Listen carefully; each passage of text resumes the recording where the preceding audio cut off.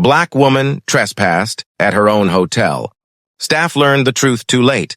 She had built it with her own hands, or at least that's how it felt. Years of sacrifice, sleepless nights, and endless battles against doubt and discrimination had gone into making the dream real.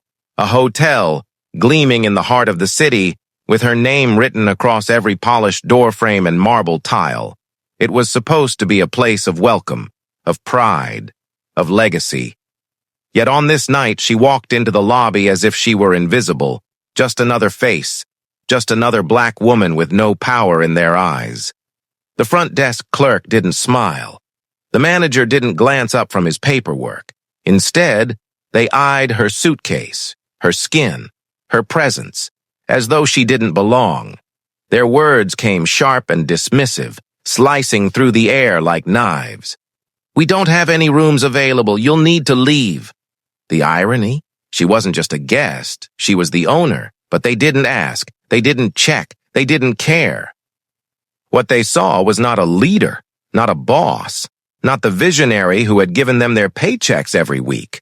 They saw only a stereotype, an inconvenience, someone to brush aside. And in those few seconds, the air grew heavy with the weight of every insult she had endured before. Every door slammed shut, every sideways glance, every moment the world told her she wasn't enough. The guests in the lobby shifted uncomfortably. Some stared. Some pulled out their phones, sensing a scene about to unfold. She felt the sting of humiliation, the heat of anger rising in her chest. But she didn't lash out. She didn't argue. Instead, she stood still, calm, almost eerily quiet, because she knew something they didn't.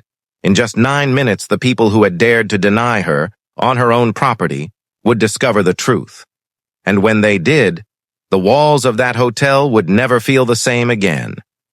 This wasn't just a story about being turned away. It was about what happens when the tables turn. What would you do if the very staff that disrespected you had no idea you held the power to decide their future? Her story didn't begin in that glittering lobby. It started years earlier, in a cramped apartment where the ceiling leaked when it rained and the bills piled higher than the groceries on the table. She had been told over and over that people like her didn't build empires, that her place was small, her voice quiet, her dreams limited. But she never believed that. Each insult became fuel, each rejection a stepping stone. She worked 3 jobs at once, saving every dollar while studying business late at night with textbooks borrowed from the library. She knew hospitality wasn't just about beds and keys, it was about dignity. She envisioned a place where travelers of all backgrounds could step inside and feel respected, valued, safe.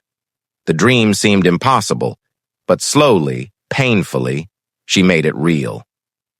The hotel rose brick by brick, polished marble replacing concrete, chandeliers illuminating the rooms she once imagined by candlelight. When it opened, she stood at the front doors in tears, not because it was perfect, but because it was hers, a symbol of triumph in a world that had tried to shut her out. But success does not erase prejudice. Even as her name appeared in magazines, even as investors praised her, she noticed the glances, the hesitation when people realized the woman in charge was black. Some staff whispered behind her back. Some guests questioned her authority. She kept her head high, always reminding herself, "I built this. I belong here more than anyone." On the night of the incident, she had returned from a business trip, suitcase in hand, exhausted but proud. She didn't walk into the hotel as an owner ready to flaunt power. She entered simply as a woman needing rest, eager to collapse into one of the very rooms she had designed with comfort in mind. But the staff didn't see her as their leader. The young clerk at the desk had barely glanced at her ID. He spoke quickly, mechanically, with the dismissiveness of someone who believed they held authority over her. The manager stood nearby, arms crossed, eyes cold, exuding an arrogance that filled the air like smoke. When she asked again, calmly, firmly, they doubled down. "Ma'am, we told you. There are no vacancies. You'll have to leave." Behind her, guests murmured. Some shifted uncomfortably, watching this woman, well-dressed, composed, clearly no stranger to luxury, being dismissed as though she were out of place. One man whispered, "Why don't they just check properly?" Another woman nudged her friend, pulling out her phone. A storm was building in that lobby, though the staff didn't see it. She stood there, perfectly still. Inside, the memories of every humiliation she had endured flickered like lightning. Teachers who doubted her, bosses who underpaid her, investors who laughed at her proposals until they saw someone else repeat them. And now, in the very palace she had built, she was being told she didn't belong. But if there was one thing life had taught her, it was patience. She didn't need to shout. She didn't need to argue. All she needed was time. Because in just a few minutes, their ignorance would be laid bare, and the price of that arrogance would be higher than they could ever imagine. The clock was ticking. The staff had no idea. The clock above the front desk ticked loudly, each second stretching the tension further. She stood motionless, her suitcase resting by her side, while the staff treated her like an intruder in her own empire. The manager leaned against the counter, exuding impatience, as though every second she remained in the lobby was an inconvenience to him. His voice was louder now, his tone sharper. "Ma'am, I said we're full. You'll have to leave before I call security." The words landed like a slap, not just for her, but for every guest within earshot. Murmurs rose from the crowd. A young couple whispered to each other, uneasy. An older man shook his head in disbelief. Phones were out now, recording quietly from different corners of the lobby. The staff didn't notice. Or maybe they didn't care. They were too blinded by arrogance to realize that their every move was being documented. Her fingers tightened around the handle of her suitcase. She could have pulled out her ID card, could have revealed her name, her ownership, her power. But something inside her told her to wait. This moment wasn't about convenience. It was about truth. If she revealed herself too soon, the lesson would be lost. They needed to dig their own grave, word by word, action by action. The assistant manager emerged from the back, a clipboard in hand, his face twisted with disdain before he even heard the story. Without hesitation, he joined in, demanding she step aside so real guests could be helped. The phrase stung, cutting deeper than the clerk's dismissal. Real guests. As if she, the woman who had designed the very suites upstairs, was an imposter. A ripple of unease spread through the lobby. A woman in an evening gown muttered under her breath, "This isn't right." A man in a suit lowered his phone but kept watching closely, his brow furrowed. Yet no one stepped forward. Only their eyes flicked between her and the desk, waiting to see what would happen next. The staff doubled down. The clerk, emboldened by his manager's presence, squared his shoulders and spoke louder, as if raising his voice could erase the truth. "Ma'am, this is private property. If you don't leave now, I'll be forced to remove you." He gestured toward the door, his hand trembling slightly, betraying the bravado in his words. Her chest rose and fell with quiet control. Every fiber of her being wanted to scream, to unleash the anger that pulsed through her veins. But instead, she drew in a slow breath, her silence more commanding than any words. Her stillness unnerved them. The manager shifted uncomfortably, mistaking her calm for defiance. He threatened her again, his voice cracking under the weight of his own arrogance. Security was called. 2 guards appeared at the far end of the lobby, their heavy steps echoing on the marble floor. They exchanged quick glances with the staff, clearly briefed before they arrived. Their eyes scanned her up and down, and without a single question, they moved closer. Gasps filled the room. A child tugged on his mother's sleeve, whispering, "Why are they being so mean to her?" The mother shushed him, her eyes fixed on the scene, a mix of discomfort and shame flickering across her face. The pressure mounted. She could feel the weight of every camera lens, every eye in that lobby fixed on her, waiting to see if she would crumble or fight. But she knew the truth. The higher the humiliation, the greater the impact of what was coming. The stage was being set not by her, but by their own prejudice. When the guards reached her, one spoke coldly. "Ma'am, this is your last warning." He gestured toward the exit as if he were addressing a trespasser. Inside, her heart pounded, but her face remained calm, almost regal. She knew that in just minutes, everything would flip.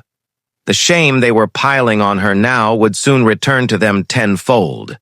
And the entire room, every guest watching, every phone recording, would bear witness. The staff smirked, certain they had won.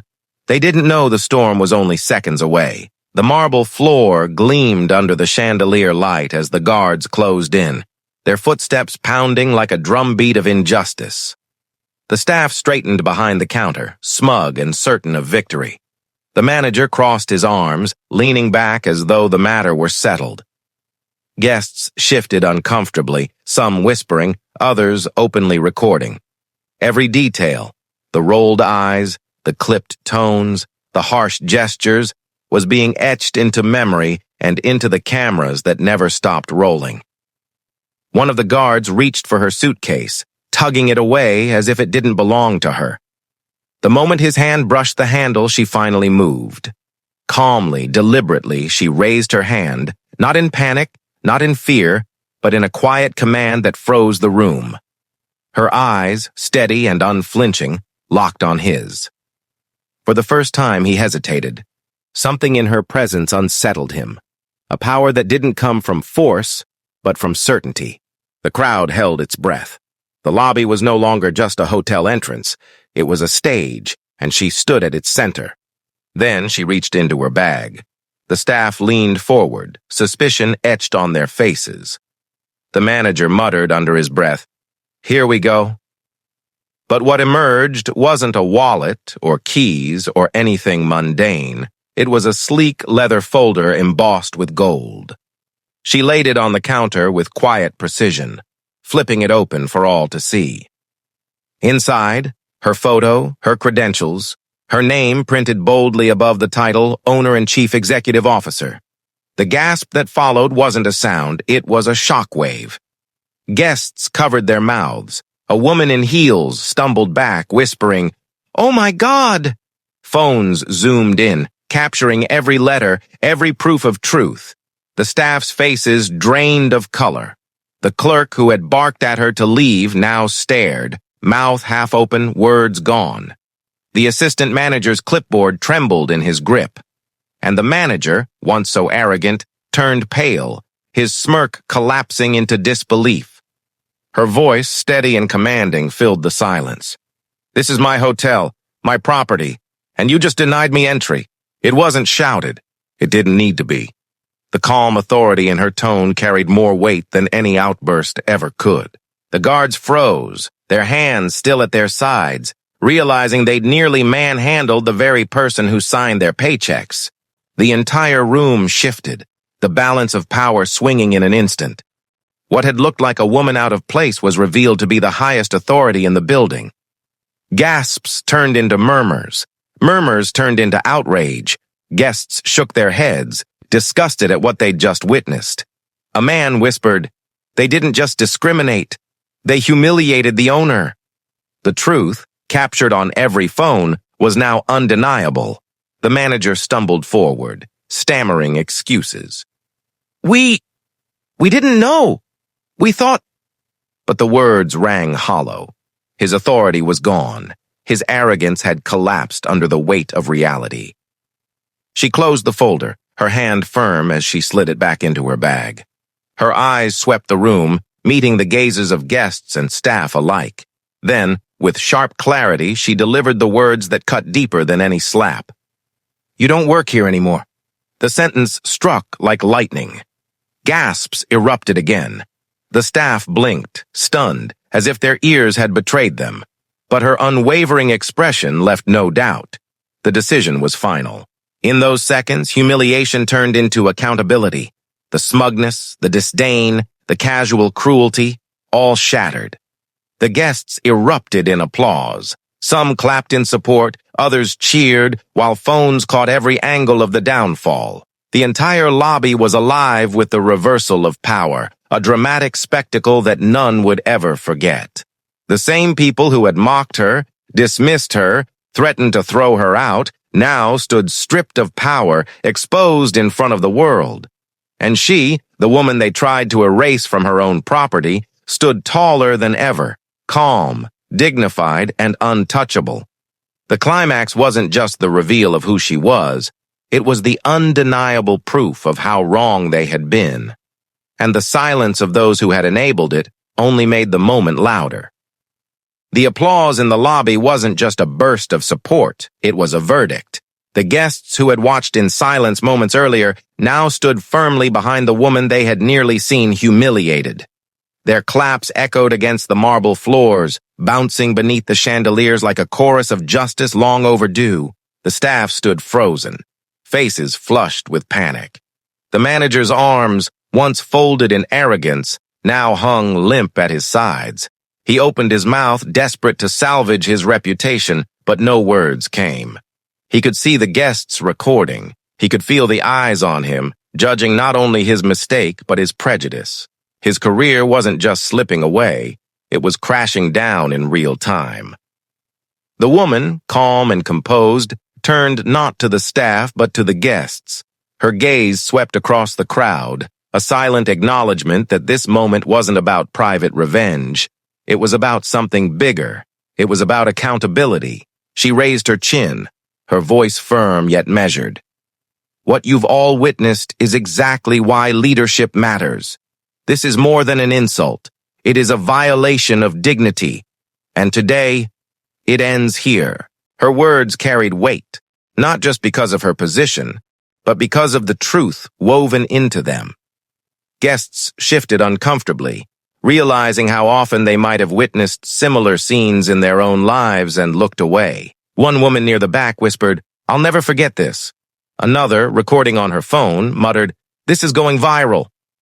And she was right. The footage was already spreading across social media, uploaded by guests who couldn't wait to expose the injustice they had seen.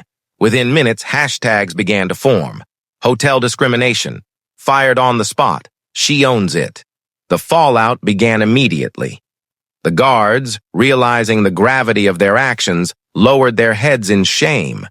They avoided her eyes, knowing they had nearly dragged their own employer out of her own property.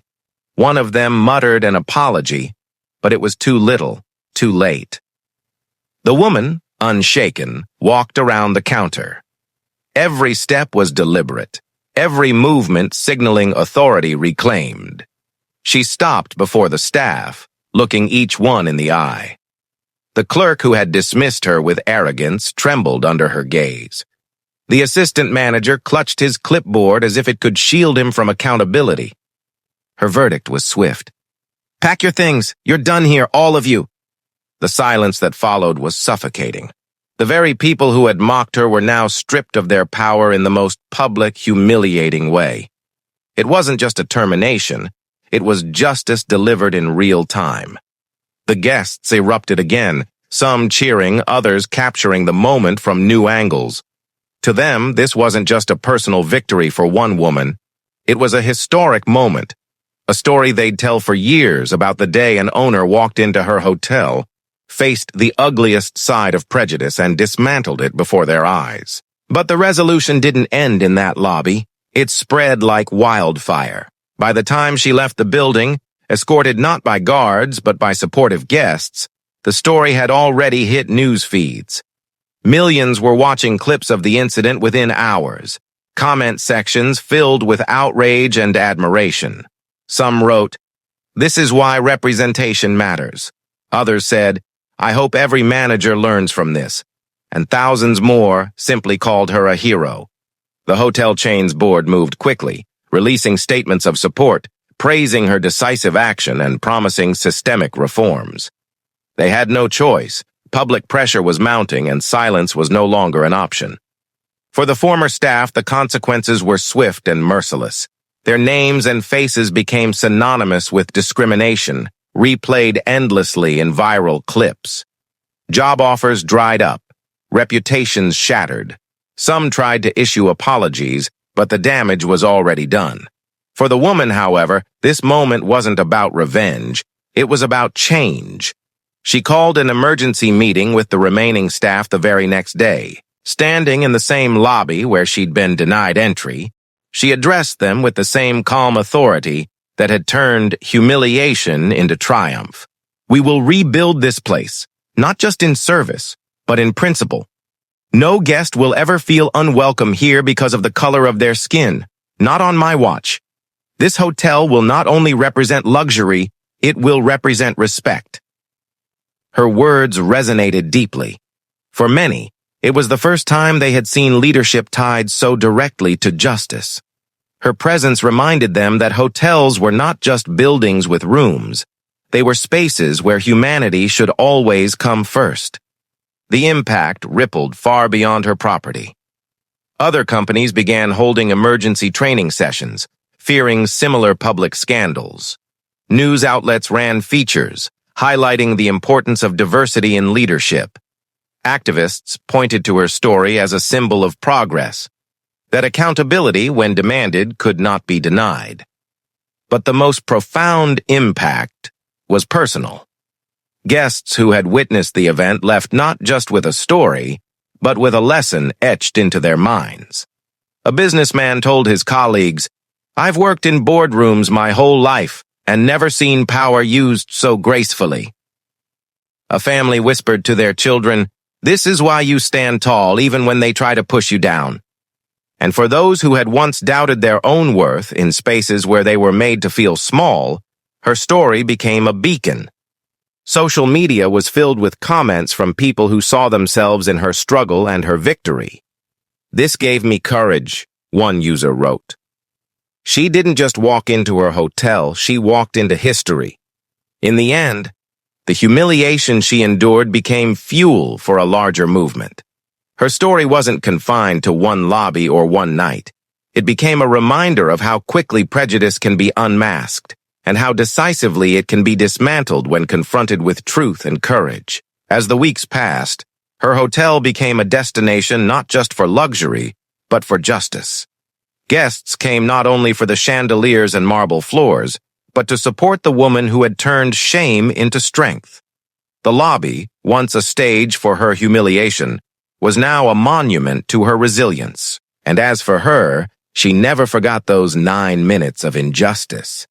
They became a constant reminder of the world she was fighting to change, not just for herself, but for every person who had ever been told they didn't belong. Because in that lobby, in front of strangers and cameras, she proved a truth too powerful to ignore. Dignity cannot be denied. Power cannot be stolen. And justice, once revealed, cannot be silenced. The question that lingered, however, was not about her victory. It was about the world watching. How many more stories like hers would it take before discrimination was not just punished in the moment, but prevented altogether? That was the real impact. Her triumph wasn't an ending. It was a challenge, a call for change echoing far beyond the walls of her hotel,